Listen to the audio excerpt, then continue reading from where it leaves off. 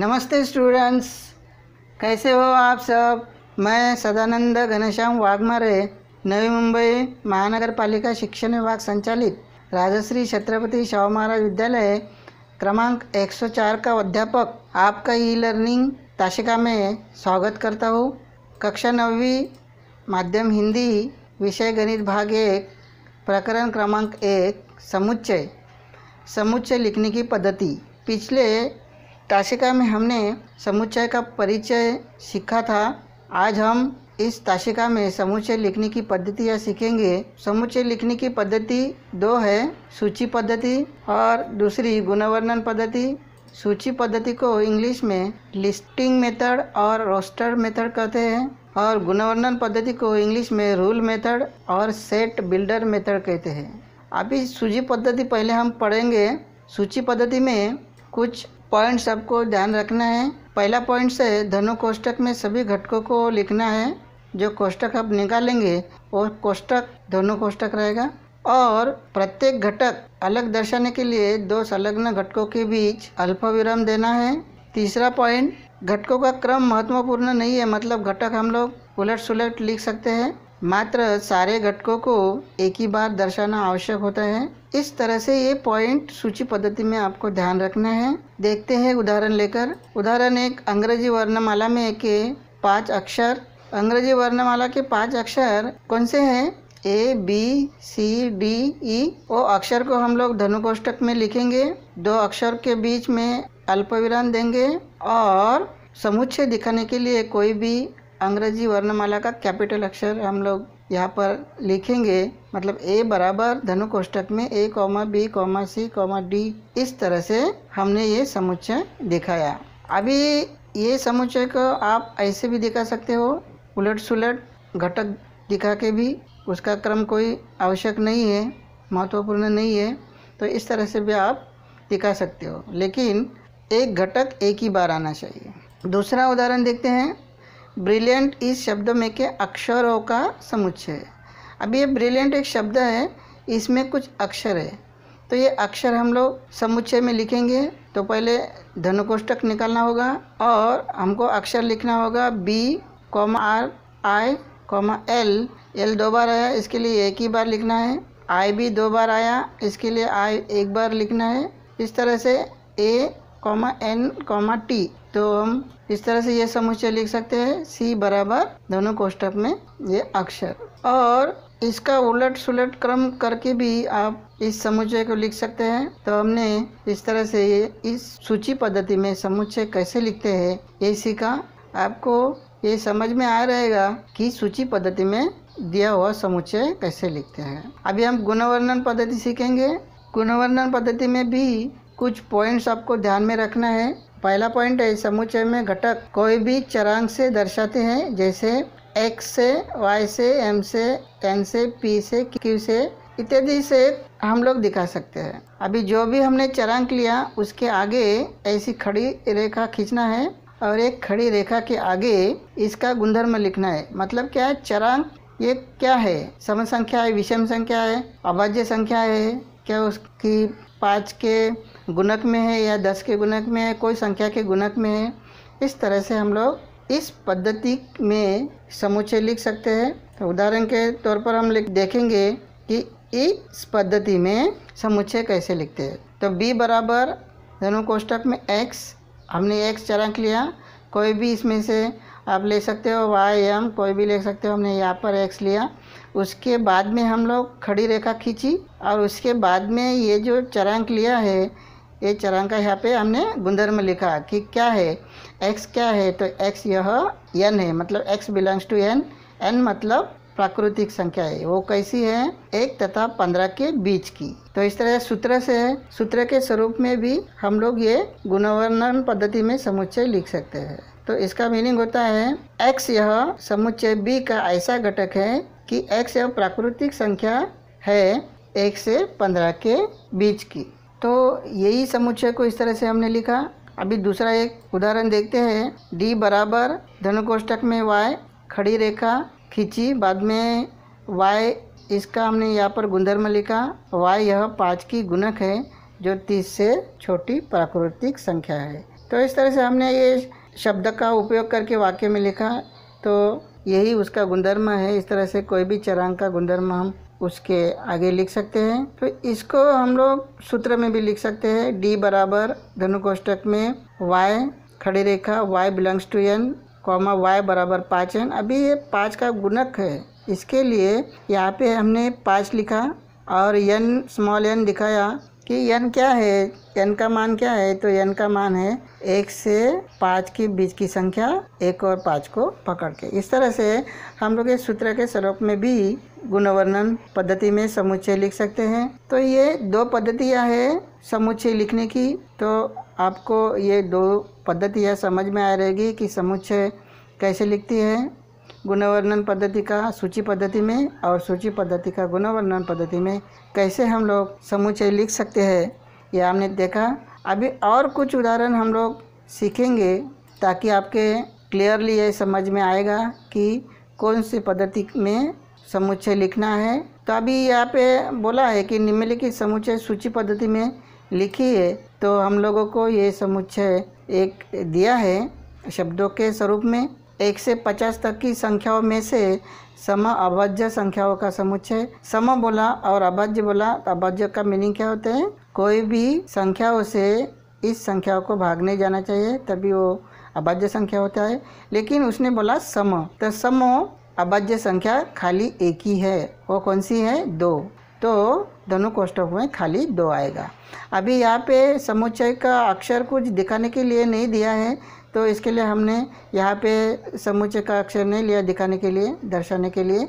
आप ले सकते हो, ऐसी कुछ नहीं है, नहीं तो ऐसा भी लिख सकते हो। दूसरा एक उदाहरण देखेंगे, संगीत के 7 मूल स्वरों का समुच्चय। संगीत में के स्वर आपको मालूम है, संगीत कैसे बजता है, कौन से स्वर से बजता है, कैसे गाना बजता है। तो आपको ये मूल स्वर मालूम है कौन से हैं, सा रे ग म प ध नि।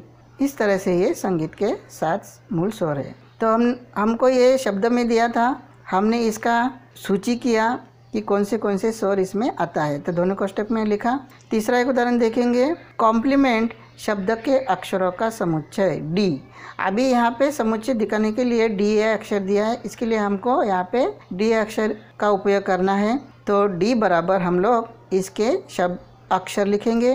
तो इसमें के अक्षर लिखते समय जो 2 बार आए हैं वो एक ही बार लिखना है। तो जैसे सी, बाद में ओ, बाद में एम, बाद में पी, बाद में एल। लेकिन ये जो है 2 बार आया, इसके लिए हमने 1 बार लिखा।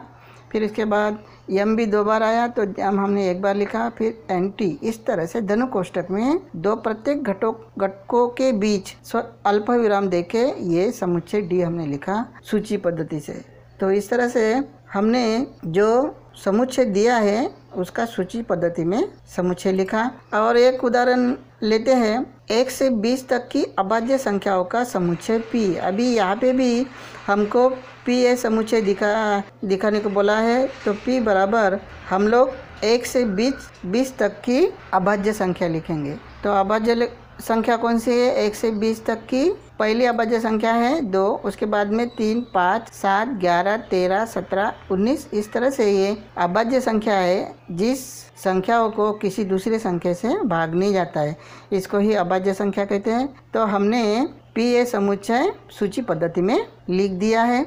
इस तरह से ये हम लोग कोई भी दिया हुआ समुच्चय सूची पद्धति में लिख सकते हैं। तो आपके अच्छे से ये समझ में आ रहेगा। अभी हम दूसरा उदाहरण देखते हैं, समझते हैं। निम्नलिखित समुच्चय गुणवर्णन पद्धति में लिखिए। अभी हमको गुणवर्णन पद्धति में समुच्चय लिखने को कहा है, तो यहाँ पे हमको देखना है कि ये जो समुच्चय है ये कौन से पद्धति में दिया है। तो हमको ये सूची पद्धति में दिया है, हमको गुणवर्णन पद्धति में समुच्चय लिखना है। अभी गुणवर्णन मतलब क्या होता है कि ये जो संख्या लिखा है ये संख्या है कौन सी है। तो गुणवर्णन पद्धति में लिखते समय आपको कोई भी एक चरांक लिखना है दोनों कोष्ठक में। तो हम लोग दोनों कोष्ठक में x से चरांक लिखा, उसके आगे खड़ी रेखा खींचना है, उसके बाद में ये जो चरांक हमने लिया x उसका गुणधर्म लिखना है। तो हमको यहाँ पे देखना है कि ये संख्या कौन सी है। 1 है, 4 है, 9 है, 16 है, 25 है, 36 है, 49 है, 64 है, 81 है और 100 है। इसके ये वह सब दिया है। तो ये क्या है, कौन सी संख्या है,